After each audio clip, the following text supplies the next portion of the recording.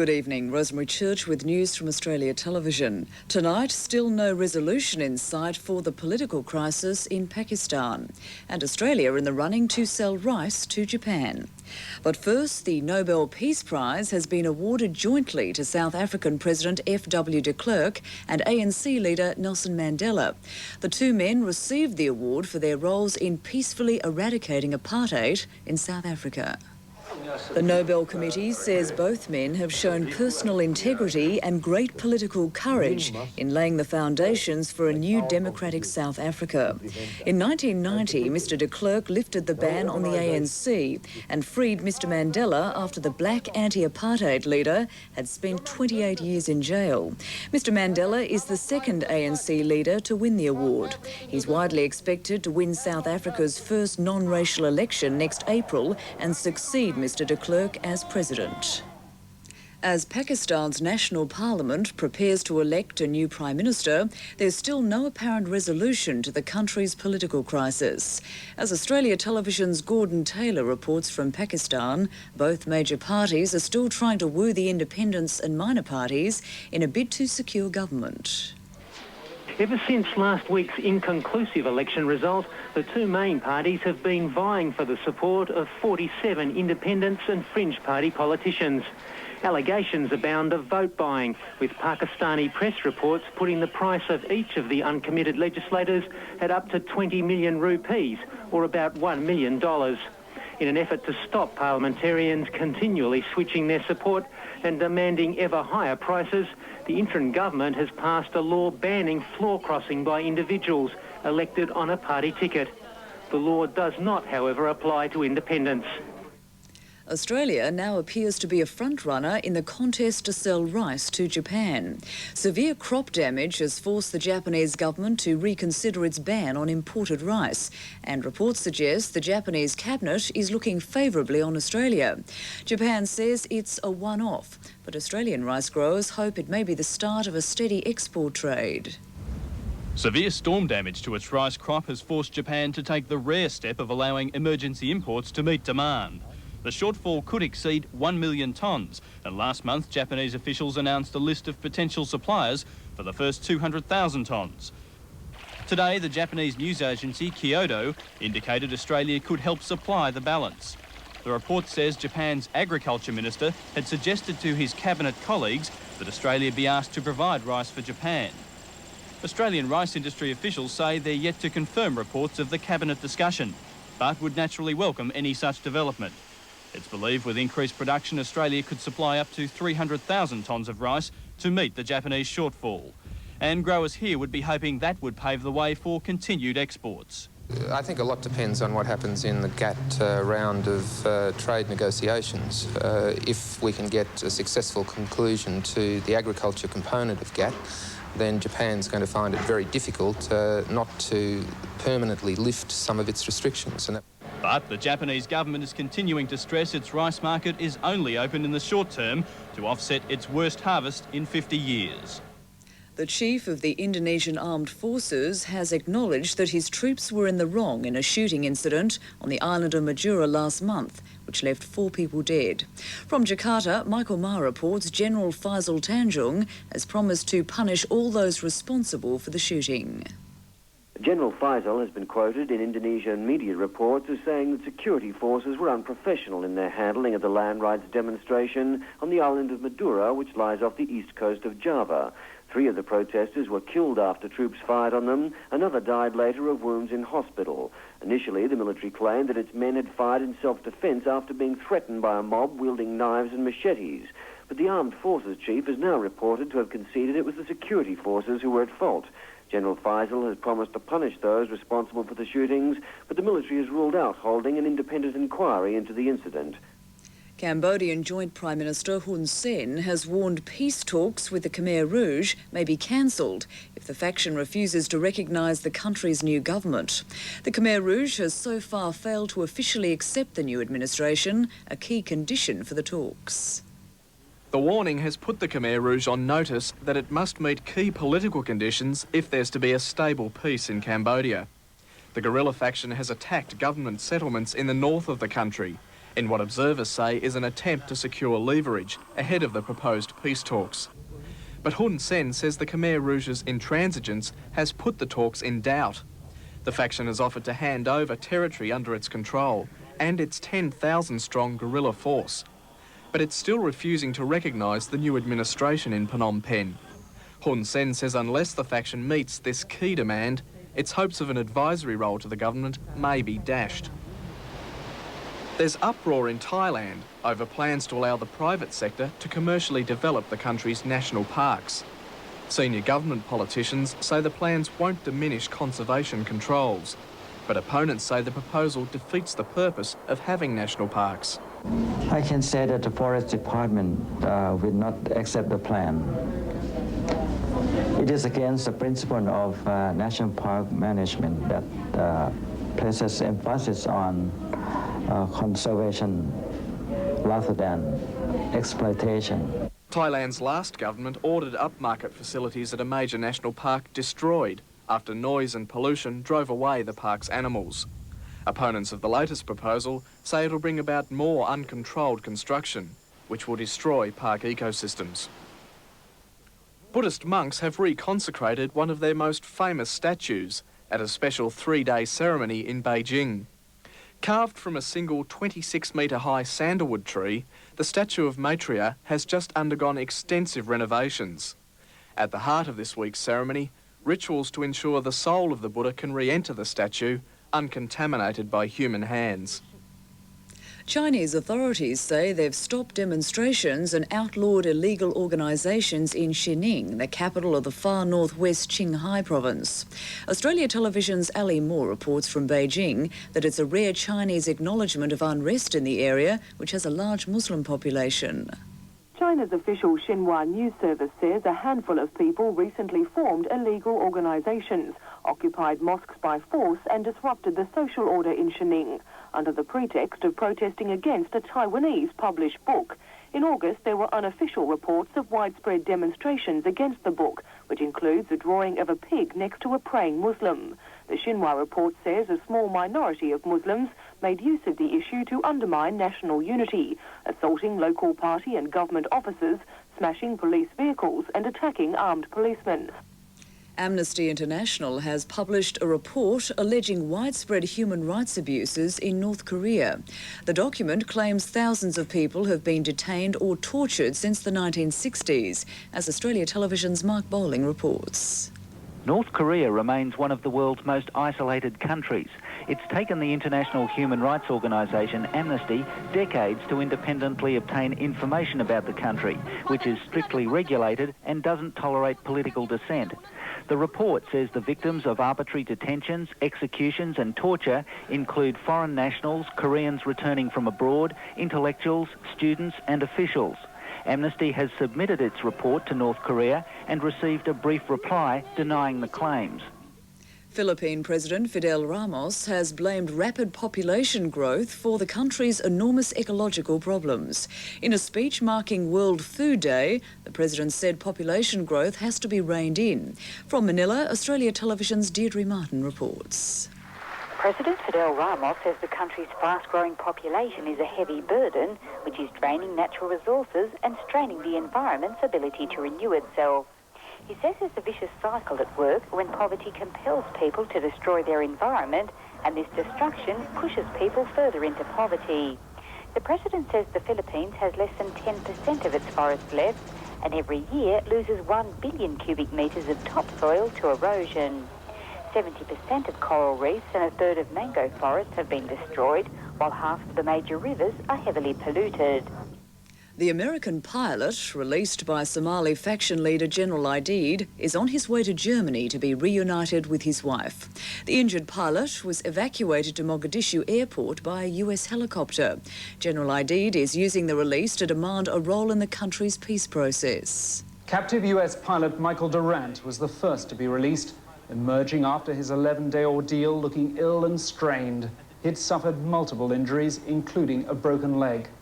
The Nigerian UN soldier followed, overjoyed at his release after 5 weeks' captivity. I'm very happy to do. A little earlier, General Aidid himself emerged from the shadows for the first time in 4 months to play his ace, the soldiers' unconditional return. But he appealed to the United Nations to release those of his supporters who'd been detained.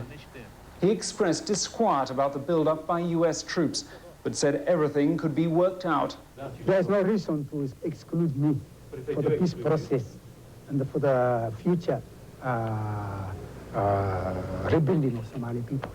Even though General Aidid said he released the captives unconditionally, he's doubtless hoping his gesture of reconciliation will clear the air with the Americans and allow him to re-enter the political process. We showed that we were determined to protect our soldiers and to react when appropriate by strengthening our position there. I think the policy was plainly right, but there was no deal. Earlier, Aidid's supporters rallied in the capital in support of peace. It was left to the head of UN operations, Admiral Jonathan Howe, to welcome the gesture from the man he had branded as an outlaw. We are focusing our efforts on peaceful reconciliation of the mandate. Howe also said the UN policy of disarming Somalia's factions would continue. But for the moment, a ceasefire appears to be in place, and military sources say American troops have been given orders to stand down. 2 white extremists have been sentenced to death for murdering South African Communist Party leader Chris Hani. But black South Africans are angry over the acquittal of a 3rd suspect, Australian-born Gail Derby-Lewis. From Johannesburg, Australia Television's Marius Benson reports. To the people of South Africa's black townships, Chris Hani was a hero.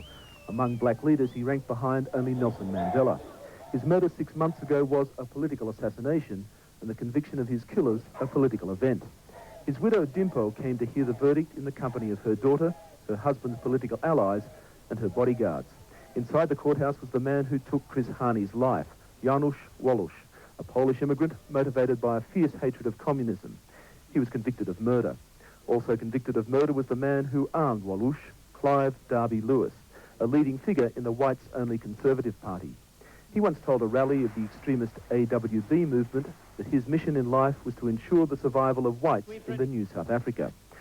For his role in the killing, he was found guilty of murder and the illegal possession of a firearm. His Australian-born wife, Gay Derby-Lewis, was accused of compiling a hit list of assassination targets, which was found in Walusz's possession. The judge called her a liar, but ruled that the case against her had not been proved. She went free. The verdict that 2 of the 3 accused were guilty was widely anticipated towards the end of the case, but it didn't satisfy the large black crowd gathered outside the court behind heavy security when the verdict was brought down.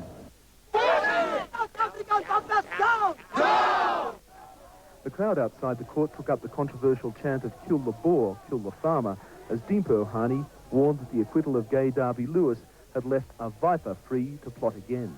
We need our democracy, but we have to do it in a peaceful manner. Amanda! The murder of Chris Hani 6 months ago sparked fears of an even bloodier wave of violence across South Africa. Now the concern is that the verdict on his killers might itself provide the impetus for more killings. In Haiti, the pro-democracy justice minister has been assassinated. The killing came just hours after President Clinton warned Haiti's military leaders to restore democracy or face US reprisal. Witnesses say armed civilians opened fire on Guy Maleri's car, killing him and 3 of his staff. They were gunned down outside the same Port-au-Prince church where another prominent supporter of exiled President Jean-Bertrand Aristide was shot dead last month. The murders are the latest in a series of violent incidents as the military digs in against last July's UN-brokered agreement to return Aristide to power. Those people don't want this country to be a democratic country. They want to prevent the change. The UN has decided to reimpose sanctions against Haiti from Monday to try to bring the military into line. Russian President Boris Yeltsin has banned 15 newspapers, including Pravda. The papers were all under temporary suspension for inciting violence after backing Yeltsin's opponents. But now the president has made it permanent, and critics say there's no way the elections in December can be free and fair. Human rights activists have already been complaining that President Yeltsin's state of emergency is undemocratic, unjust, and maybe even unlawful. But now Mr. Yeltsin's gone further, with a permanent ban on 15 opposition newspapers. Tonight, staff left the offices of Pravda, one of the most famous papers in the world, after being told it will cease to exist unless they change its name and its editor.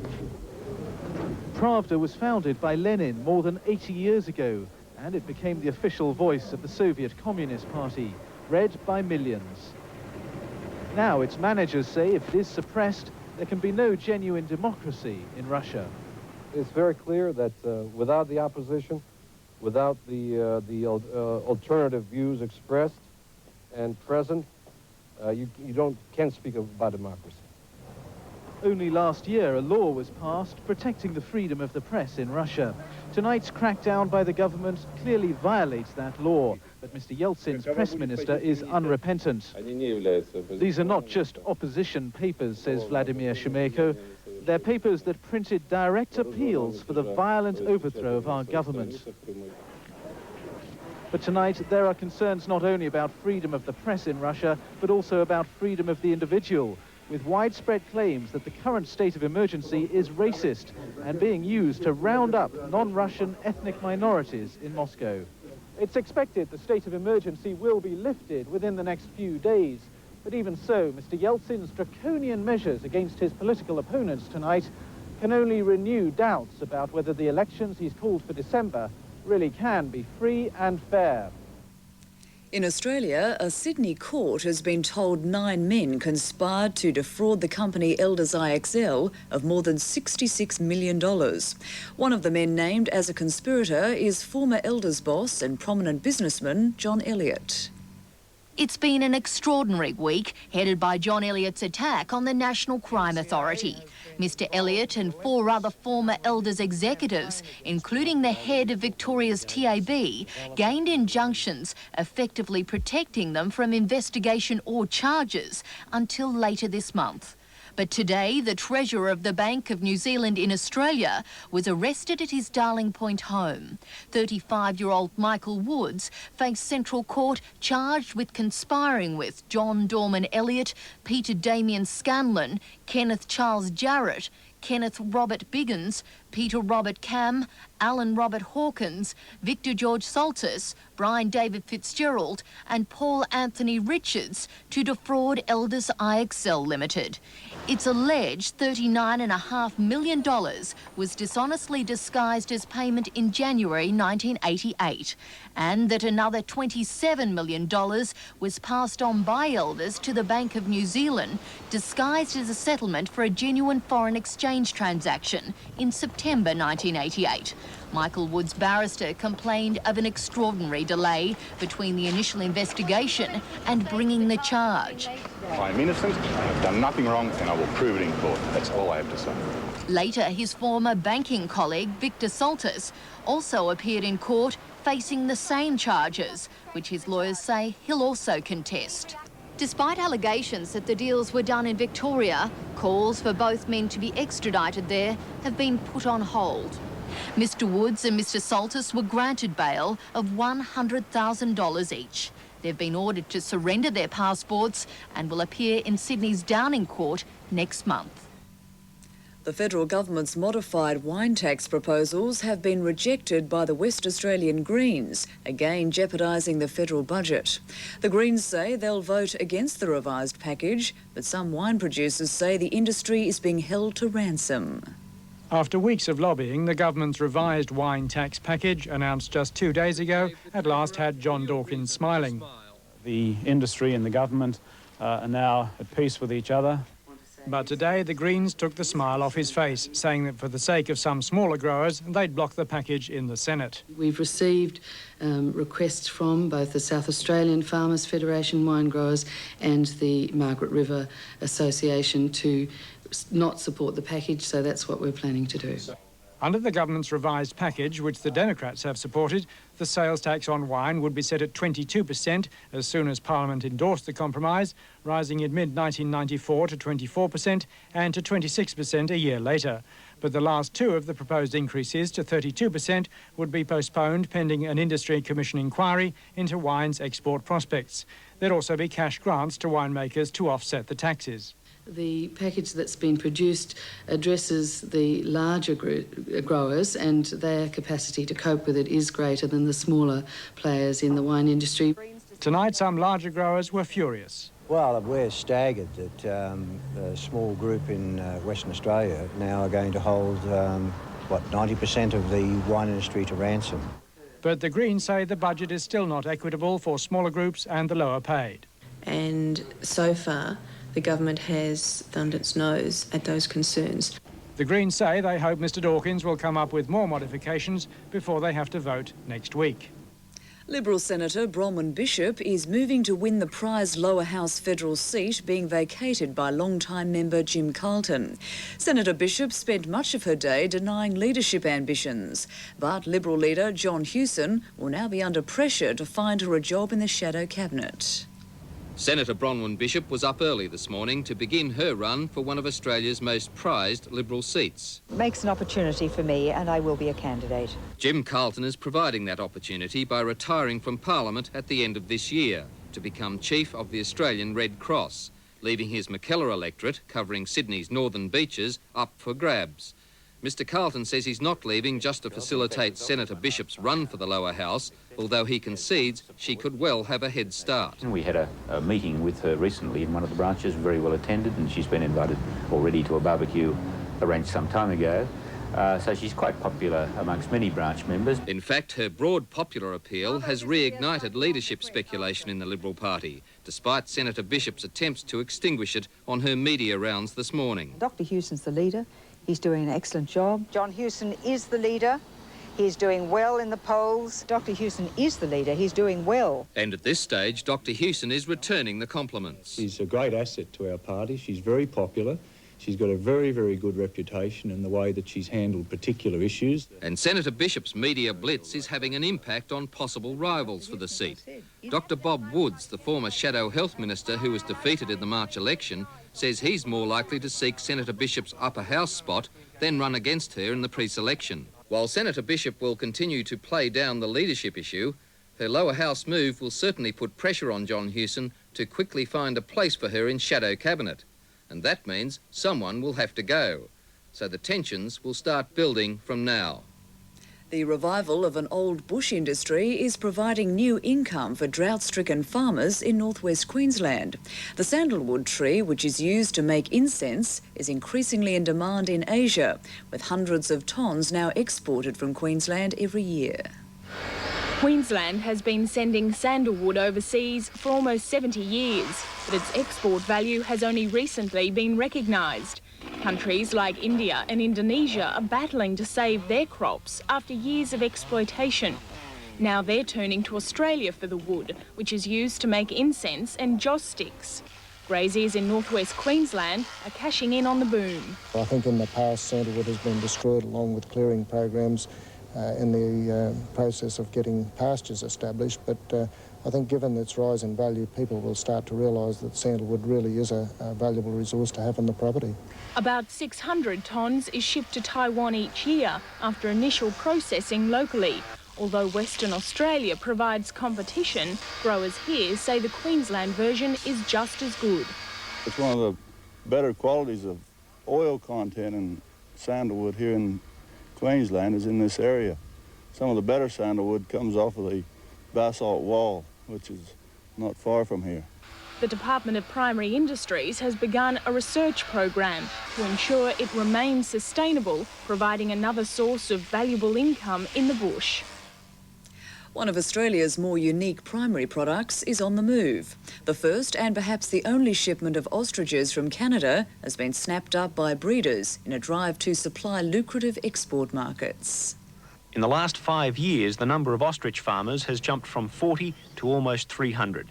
At current levels of production, Australia could process 100,000 birds a year to meet world demand for meat, leather and feathers.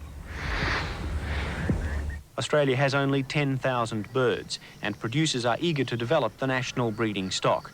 Ostrich meat is low in fat and cholesterol, and recent slaughters in Queensland have involved a secret technique that should give Australia a marketing edge when exports begin. We can get the pH level right, that it can have a shelf life of up to 15 weeks, chilled. Quality will be as vital as quantity. 120 birds recently arrived from Canada at a cost of $5 million. Their parents came from Botswana, thoroughbreds among these flightless feather dusters. After 2 months quarantine at Cocos Island, they've been distributed around the country for breeding. One of the major benefits of the import from Canada is an improvement in the bloodlines for Australian birds. Until now, all ostriches here came from the same gene pool, brought from South Africa in the late 1800s. They're a much bigger bird, and of course the feather quality on the Canadian bird is a lot brilliant. It's a brilliant feather, and of course we've got a bird that's going to produce as bigger chicks. Laying almost 100 fertile eggs a year, the Canadian ostriches should have an immediate impact on the Australian industry, with chicks expected to sell for $6,000 each. And now for a look at finance. Share prices gained ground on the Tokyo Stock Exchange, the Nikkei average finishing the week nearly 92 points stronger. Hong Kong share prices shot up 4.18% in a buying frenzy following comments by Governor Chris Patten designed to break the deadlock in Sino-British talks. Singapore's SES index climbed nearly 11 points to close at 553.18. On the Australian market, late profit-taking saw the All Ordinaries close 12 points up. Australia's currency firmed to 66.27 US cents. Gold prices in Hong Kong closed the week unchanged, while in Australia, bullion rose again to $367.5 US an ounce. Turning to sport now, and in cycling, 75 riders have started a 1,200-kilometre race from northern New South Wales to Canberra. Dutch rider Servaes Knaven is leading after the first day's racing, followed by Australians Henk Vogels and David McKenzie. It's probably the first time any riders in this year's Classic have competed on a golf buggy track. Picturesque, but with not much room to manoeuvre, and made that more testing today with wet conditions, which forced a reduction in the length of course from over 8 kilometres to just 3.5. It's going to be the man with the most guts, so to speak. The one that's the craziest is the one that's going to win this race. While many riders opted for a conservative start, Dutch rider Servaes Knaven took the opposite approach, attacking the course with a winning time of 5 minutes and 9 seconds. A remarkable 19 seconds clear of English rider Rob Harris, with the winner of last year's time trial, Australian Olympian Henk Vogels, just 0.07 of a second further back in third spot. Riders take to the road tomorrow for a 164-kilometre stage to Port Macquarie, followed by a 30-kilometre criterium. Now for a look at tomorrow's headlines. The Jakarta Post reports Israeli Prime Minister Yitzhak Rabin has met Indonesia's President Suharto during a brief surprise visit to Jakarta. Republica says support for Information Minister Harmoko is growing as the ruling Golkar group prepares for the election of a new chairman. And in Australia, the Canberra Times says Boris Yeltsin's meeting with Japanese Prime Minister Hosokawa has paved the way for a settlement of the Kurile Islands dispute. Now to the weather. Thunderstorms across most of the region, with Singapore and Manila heading for a top of 30 degrees. Bangkok 35, Kuala Lumpur 32. Fine and 27 in Jakarta, 28 and cloudy for Macau. In Australia, showers on the Cocos and Christmas Islands with temperatures in the high 20s. Rain in 21 in Sydney, also rain for Brisbane. Showers for Canberra and Adelaide, fine in the remaining capitals. Recapping tonight's main stories, Nelson Mandela and South African President F.W. de Klerk joint winners of the Nobel Peace Prize for their work in peacefully eradicating apartheid. Australian rice farmers hopeful of big sales to Japan as crop damage forces Tokyo to ease its long-time ban on rice imports. And in Haiti, gunmen assassinate the country's pro-democracy justice minister as the UN prepares to reimpose sanctions. And that's the news from Australia Television for the moment. For our satellite viewers, I'll be back shortly with our weekly news magazine. But for now, good night.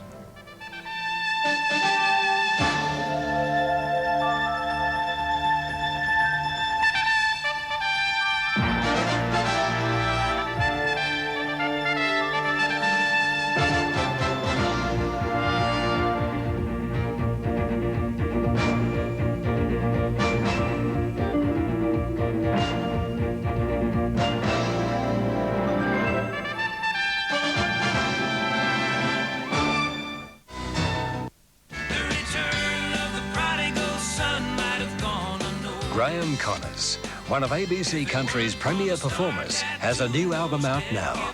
The Return is a superbly crafted collection of songs featuring Graham's distinctive voice and some of country's best musicians. This is Graham's finest album to date. The Return is available on CD and cassette from ABC shops, centres and stockists.